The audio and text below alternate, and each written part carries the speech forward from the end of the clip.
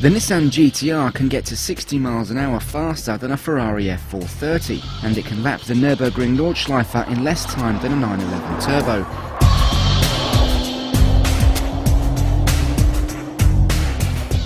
In fact, the GT R has become the new performance car benchmark. But the problem with benchmarks is that they're there to be beaten. And Mitsubishi reckons that its Evo FQ400 is in with a chance of taking the GT-R's crown. It's the maddest, baddest and fastest Evo that Mitsubishi has ever built. So we... Nice shirt, Mike. You are an idiot.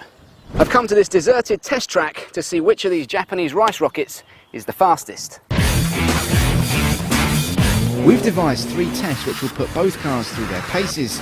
We'll test their performance, we'll test their handling, and finally we'll see which car has the most outright grip. First up, a simple 0 to 100 back to 0 test.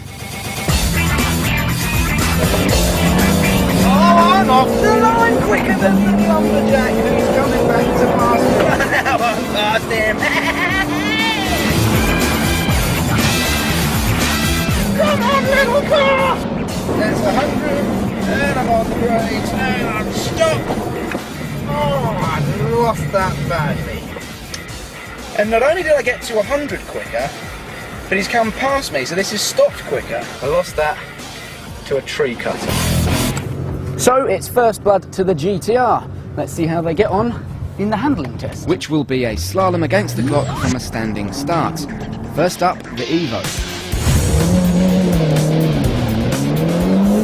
Nice, this thing's quick off the line. And Datsun doesn't stand a hope in hell.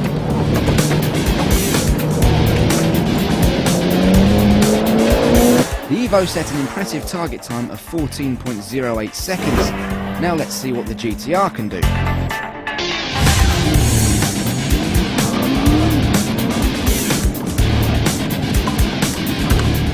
It's so much grip! And the thing is, it doesn't feel electric, it feels mechanical. The lighter, smaller and more nimble Evo proved too quick for the beefy GT-R, bringing the scores to 1 apiece.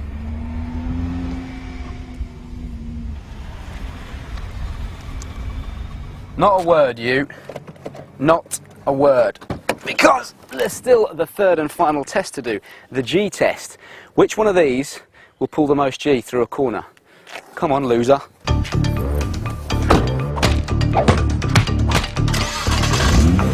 To do this, we used a VI monitor which plugs directly into both cars' diagnostic ports, giving us an accurate G readout. Both cars are four-wheel drive, but with a 485 horsepower V6 under its bonnet, the GT-R's 193 mph top speed should give it the edge. But the Evo's 409 horsepower isn't to be sniffed at. Although its 155 mph top speed can't match the GT-R's, its track tyres mean that this decisive test should be a close one.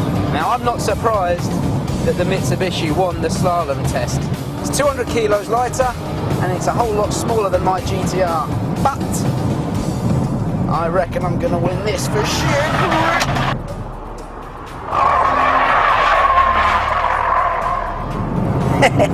With all its technical gadgets and gizmos and its nitrogen-filled tyres, the GT-R pulled 1.69 G.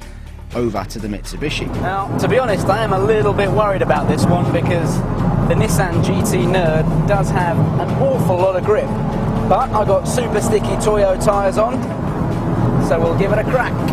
What can she do?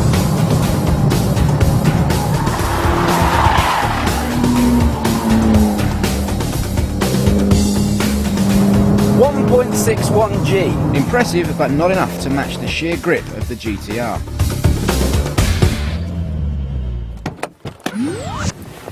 Two against one. Fact. It's faster off the line, it stops better, it generates more G through the corners, which means it's quicker through the corners. It's a faster car.